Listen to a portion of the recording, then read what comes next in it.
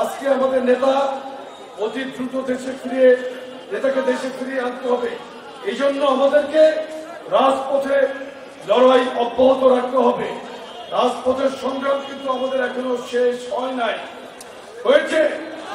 সুতরাং এই জন্য সংগঠনকে শক্তিশালী ভিত্তির উপর দাঁড়ানোর যে চেষ্টা, সেটা আমাদের প্রতিনিয়ত করতে হবে।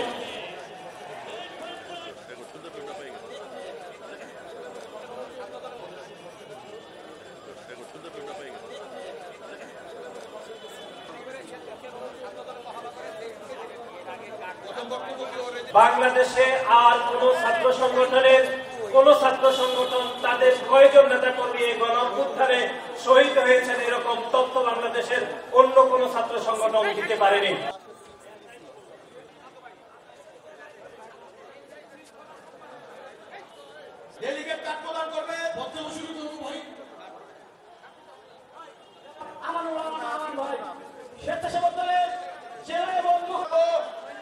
আজকের এই কর্মসূচি শেষ না হওয়া পর্যন্ত আপনারা কেউ শেখ হাসিনা কি দুর্দান্ত প্রতাপশালী স্বৈরশাসক ছিল।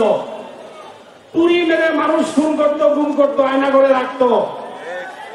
একটানা 15-16 বছর এই দেশকে লুটে পুটে খেয়েছে।